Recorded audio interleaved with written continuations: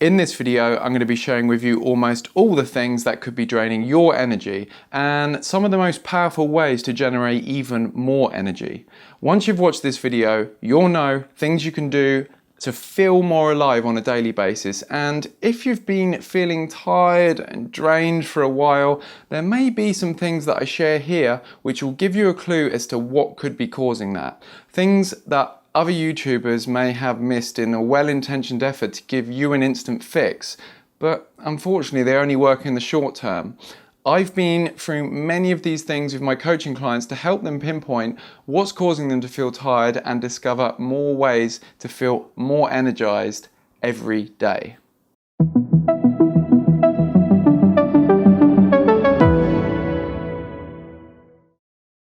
Hey, my name is Alex and I help people with conscious personal growth so you can feel more energized and maximize your positive impact on the world. And if you're new to this channel, please consider subscribing and hit that notification bell so you don't miss out on any new videos.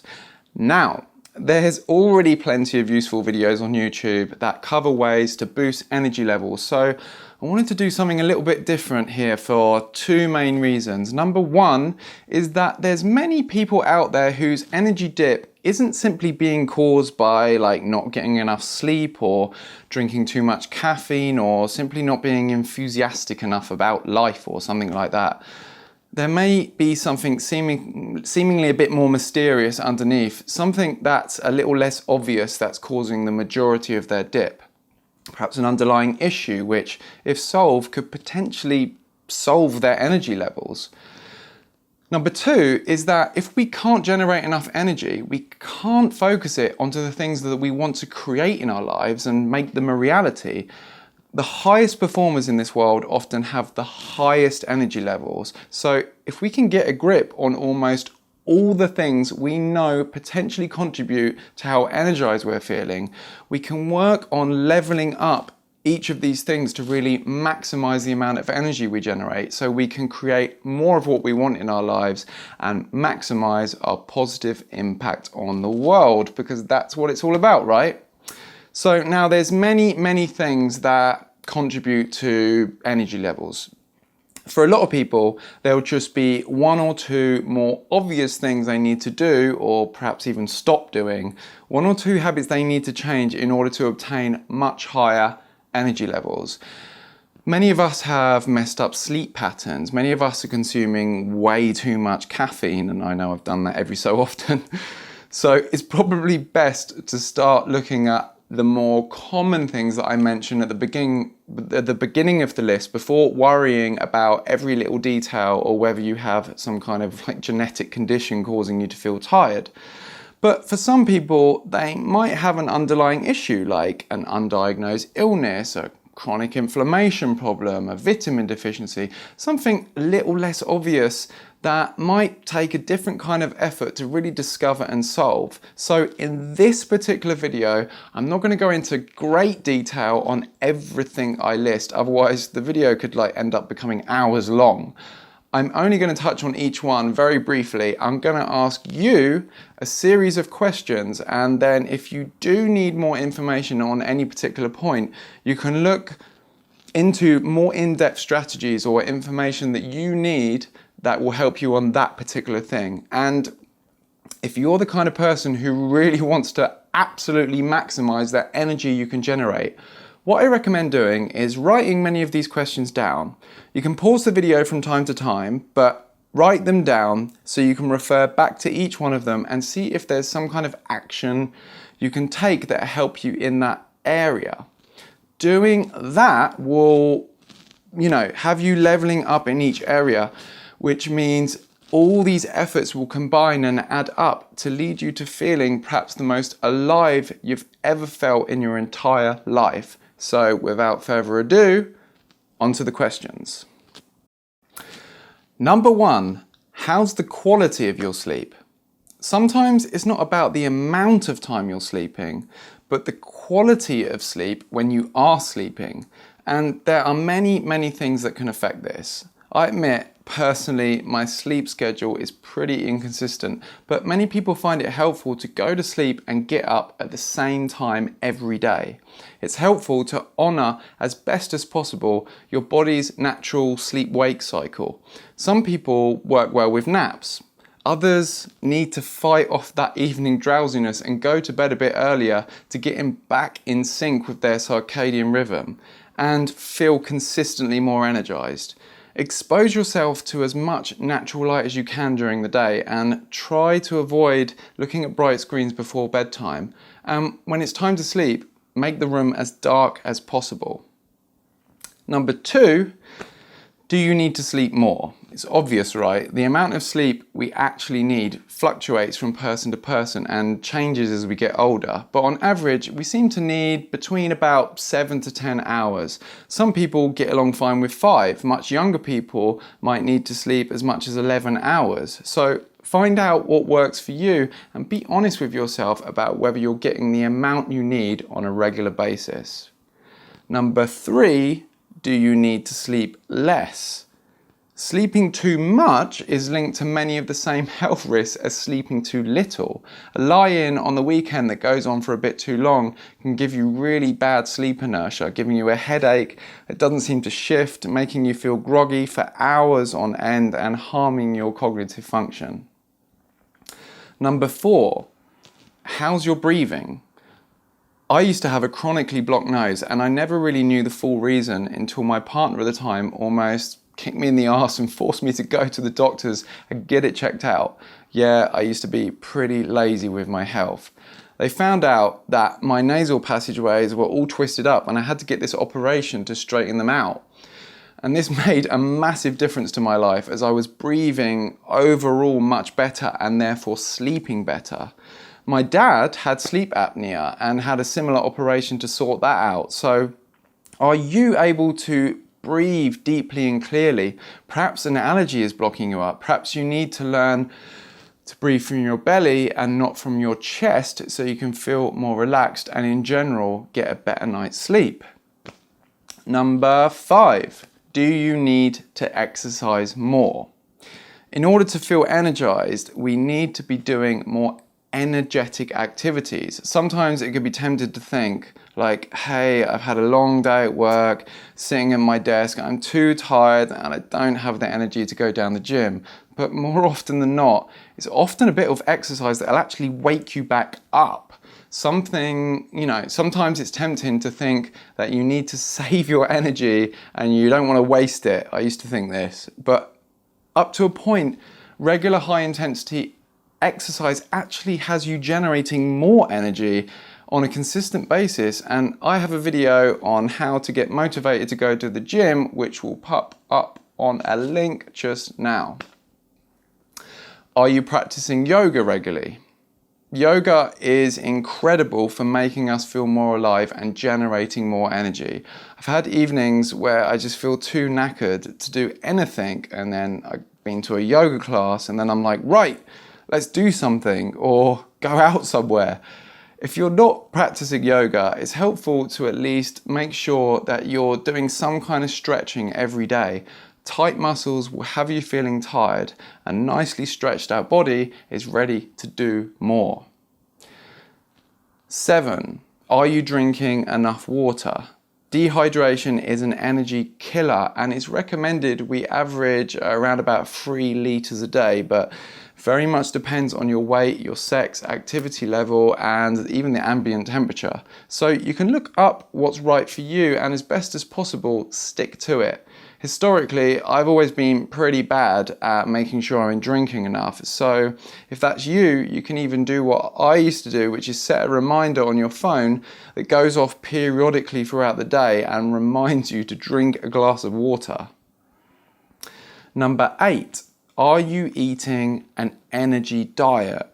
Are you getting all the nutrition you need for optimum energy?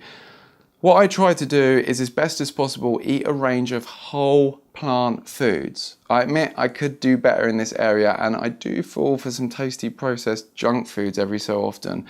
At the moment, I seem to have a crisp addiction, or potato chips as you call them in the US, but overall, a whole food plant-based diet has been shown by science to be beneficial to many. You need the right amount of healthy carbs and proteins and fats and other nutrients to consistently fuel high energy. So look into how you can improve your eating habits and don't keep spiking your blood sugar all the time by consistently eating sweet treats. Number 9, are you deficient in anything?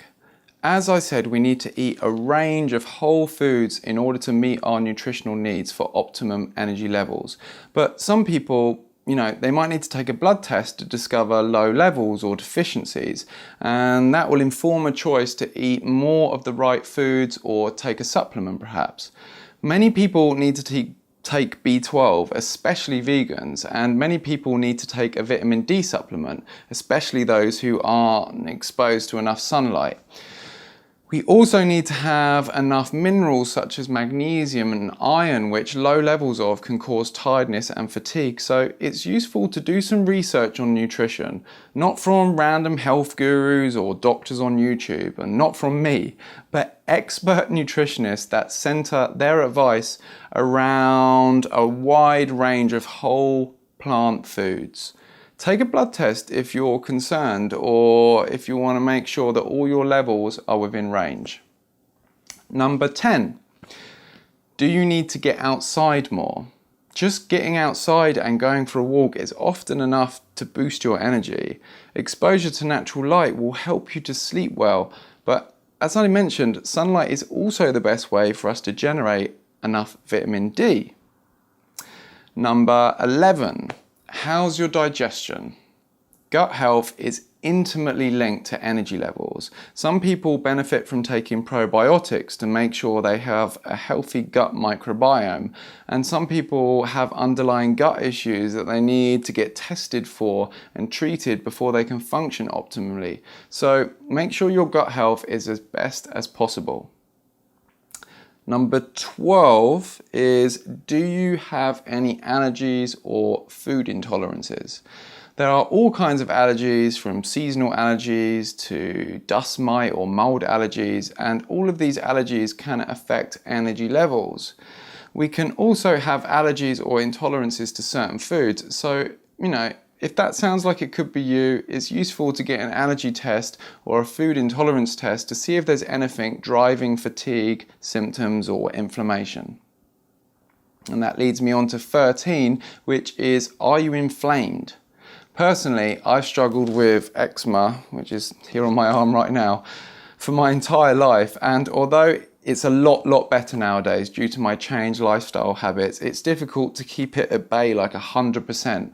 I managed to get rid of most of it by reducing or cutting out my intakes of things that drive inflammation like alcohol and dairy. But I guarantee that this inflammation isn't only on the skin, it's likely to be in other parts of my body too, contributing to reduced energy levels. So if you're someone that suffers from any kind of inflammation, it's best to try and get to the root causes of what's driving it and solve it as best as you can. So number 14 is something a little bit more obvious. Do you need to consume less caffeine? Yes, it might seem like an obvious one, but too much caffeine leads to caffeine tolerance, and then you need more and more just to have you feeling awake. Remember, if you're already a regular caffeine consumer, when cutting down or cutting out completely, you'll have to go through a withdrawal period, and that may probably have you feeling even more tired. But out the other side might be a place where you feel more energized overall. So number 15 is, do you need to consume less alcohol or other drugs?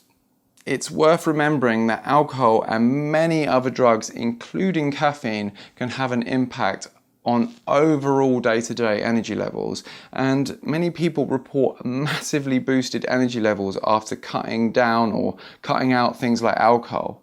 Are you smoking cannabis? It very much depends on the user, the type of cannabis and the amount that they're using and when they're consuming it. Some people get on really well with it and might even temporarily increase their energy levels, but for some people, it's a constant habit that's absolutely killing their motivation. So if you smoke cannabis, it can be useful to just have, just at least have an honest investigation into how that might be affecting your overall energy levels. Number 16 is, are you smoking tobacco? Because smoking tobacco, and perhaps even chewing tobacco, I'm not sure, but that can have an impact on your overall energy levels, lowering them. Number 17, are you taking any medications that have fatigue as a side effect? I am not a health professional, so I can't give any advice in this area, and nothing I say should be taken as healthcare advice. But I do know that many medications have fatigue as a side effect. For a lot of people, of course, these medications are unavoidable, and so a level of fatigue caused by them is unfortunate but also unavoidable. I myself used to take antihistamines that cause drowsiness until I switched to an alternative that was less likely to cause this issue. So I think it can just be useful to look at any side effects of any medications you're taking and investigate if there is alternatives that cause less fatigue. But of course, always check with your doctor or a suitably qualified health professional. Number 18, are you chronically stressed? It's no secret that chronic stress can absolutely obliterate your energy levels and lead to all manner of other health conditions. There are many ways to alleviate chronic stress. And what helped me is to practice radical acceptance. And I have a video on radical acceptance and how that changed my life, which a link to will pop up now. Are you overthinking? Overthinking is something that much of the human population does on a regular basis. And many of us are trapped in thinking, talking to ourselves and playing mental movies of the past or the future, and talking to ourselves about the past and the future, and captivated by this mental narrative that goes on and never seems to stop. We often need to practice present moment awareness, bringing our attention to the things that are around us rather than spending the majority of our time in our heads, because that just drains so much energy, you'd be very surprised. And having a meditation practice can help with this. I have a video on meditation techniques for beginners, which a link to will pop up now. Number 20, do you need to socialize with other people more? And I don't mean over Messenger or WhatsApp. Getting out there and socializing can help us feel more connected to others and more inspired, so we can generate more energy. 21, are you socializing with the right people? Now, I'm not one of those people who says, ditch every single one of the negative people in your life right now. No, that's a bit cruel. You might have a friend who's just going through a rough patch and needs your help. But it is important to take note of how you feel around certain people. And it's helpful to spend most of your social life hanging around with people who actually lift you up rather than put you down. Number 22, have you said thank you today? Practicing daily gratitude helps us to feel more alive and energized, and studies have even shown that keeping a daily gratitude diary can help to improve well-being and therefore energy levels. Number 23, how's your mental health? Greater positive emotion leads to higher energy levels, and of course there are many things that can lead to improved mental health, from personal development strategies to cognitive behavioral therapy. So it's vitally important for us to investigate the things that might lead to increased well-being and vitality, so we can generate more energy that we need to feel alive and create more of what we want. So, number 24, how can you feel more excited and inspired? It's important to be able to be happy and at peace in the present. We feel happier when we're doing the things we enjoy or when we make what we're doing more enjoyable. You can ask yourself questions like, what do I love to do and how can I do that more often? Or what can I do that might inspire me? Or how can I make what I'm doing right now more enjoyable? But also, having a compelling vision of the future can have this effect of pulling that compelling future toward us. It can feel, if you can feel excited or inspired around what we're doing, around what you're doing, about the possibility of something exciting in the future, we get more energized to act, to create more, and to make these things a reality. And I have a video on how to stay focused on your goals and vision, which a link to will pop up now. Number 25, are you doing it for someone else? People often seem to spring to action and gain superhuman energy when they're doing it for someone that's in need. And we feel more energized when we remember the people that we are helping. It's good to often ask yourself, who needs my help? Who needs me to step up? And what can I do that will really contribute to others? Because when we feel like we're genuinely contributing to others, that gives us the energy to act. And I can go into more detail on how doing it for someone else motivates us now, but I've done that in another video on mental strength, which a link to will pop up now. Number 26, do you set intentions for how you want to feel? Some of us can get through this habit of just bulldozing through life and never stopping. And then what happens? We burn out.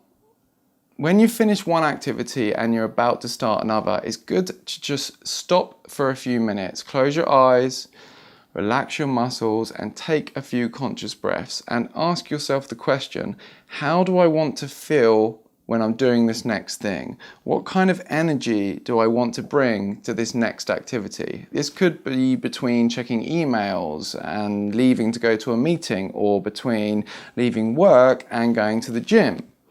You're releasing the tension from the activity that you've done and setting an intention for the next one. And many people benefit from practices like this, and that helps them to keep their energy levels consistently up throughout the day. Number 27, do you take breaks periodically throughout the day? It can be tempting to think that plowing through and never stopping is the key to getting things done, but research shows that our attention and focus wavers after just a couple of hours of working on one thing continuously. So take at least a 5-minute break every hour and a half or so, where you can get outside for a minute and breathe and stretch, and that will help you sustain your energy throughout the entire day. Number 28, are you masturbating or ejaculating too much? Yes, we all know it's fun, and doing it every so often could be perfectly healthy for many, but indulging too much can massively drain your energy. So if you want to find out more about how to transmute sexual energy into powerful creative potential, I have a video on that, which a link to will pop up now. Number 29, how's your posture? Poor posture will eventually lead to all kinds of pain and all kinds of health conditions if it hasn't done so already. But it'll also affect your energy levels and how good your body feels. So if that's you, you can have a dig into the information on how to correct your posture, how to maintain good posture, and then get that sorted, because better posture equals increased energy levels. Number 30, are you staring at a screen much of the time? Many of us have jobs where we stare at a screen and then we check our phones staring at a screen, and then we get home and watch TV or YouTube staring at a screen. And staring at a screen into the hours of the morning, or before bedtime has a significant effect on how quickly we get to sleep and the quality of our sleep. So Do you need to limit the time that you stare at a screen? Or do you need to read a book before bed, or a device that isn't backlit like Amazon Kindle, instead of staring at like a bright phone? You can also install a blue light filter on your phone and on your computer to limit the amount of blue light emitted from these devices in the evening hours. Blue light suppresses melatonin production, which is an important hormone that helps regulate our sleep. So, have you ever wondered why Facebook is blue? 31. Do you keep saying you're tired or expecting yourself to be tired? Some people have genuine issues that really are making them feel tired all day, but sometimes we can get into this habit of often saying we're tired or expecting ourselves to be tired. And when you say it or expect it enough, it can end up becoming reality. 32. What are the things that could be triggering your tiredness? It used to be that every time I got home from work, I just suddenly feel so tired and I just want to collapse on the sofa or just mong out in front of the TV. And I started to believe that this was just always going to happen, that after work is when I feel exhausted, and that's that. But in reality, I just got into this habit of relaxing and switching off after work, and this had set up this trigger so that every time I walked through the front door and into my living room, a trigger would go off in my brain that says, now's the time to feel tired. And after going to the gym for years, I now notice that I can be feeling like really tired just before I go to the gym, but as soon as I go through the gym front doors and start walking up the stairs, it's like a trigger goes off in my brain that says, gym time, now's the time you feel more energized, and suddenly I feel awake again. So it's about setting up new habits and therefore new triggers that, it could be that when you leave work, you build in a routine of immediately doing some kind of exercise. Or when you get home, you build in a routine of immediately doing something more energetic, like making sure you get all the housework done before winding down, or, working on some kind of creative project. And eventually wiring into your brain new triggers that prompt you to feel more energized. Number 33. How can you turn what you're doing into a game or a dance? Have you ever had a time where you've binge watched an entire TV series or played an addictive video game or like some kind of other activity, really addictive activity like dancing to music, and you keep going into the early hours of the morning and you just don't seem to get tired?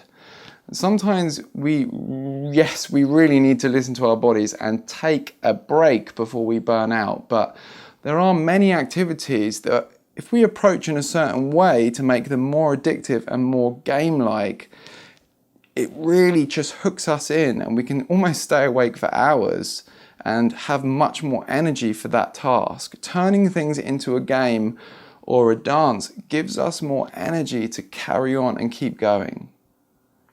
Number 34. Do you have an undiagnosed condition or illness? Now, this is going to be rare. And I don't want to send anyone into Googling their symptoms for hours on end and like having some kind of panic attack because they think they have some horrific disease. I'm mostly talking about people who have reoccurring symptoms and haven't yet been checked out. And if that's you, make sure you go to the doctors and get yourself checked out just in case, because there are conditions that can completely obliterate energy levels. And lastly, 35, what practices can you do that will help you feel more awake instantly? Yeah, there's practices out there and rituals that you can do to help you feel more awake almost immediately. There's breathing exercises that flood the body with oxygen and really wake you up. Tony Robbins has this ritual he calls priming, which includes one of these breathing exercises. And Wim Hof method includes breathing exercises that also help with feeling more energized immediately afterwards. And if you know about the Wim Hof method, you'll also know that it includes taking cold showers, which is another thing that's almost guaranteed to wake you up if you can spare them. As I've mentioned in previous videos, like I take cold showers every day and I have got used to them now, and it's one of my tools in my box that I can pull out whenever I need them to have me feeling more awake instantly. And I'm going to be making more videos on things you can do to feel more awake and more energized instantly in the near future. So hit that subscribe button if you don't want to miss out on those. And with that being said, I really hope you've enjoyed the video. If you liked it, please give it a like and leave a comment below with your thoughts if you think I missed out on anything that might affect energy levels. And tell us in the comment below so we can learn from each other and grow. And of course, don't forget to subscribe for more videos on conscious personal growth. Peace.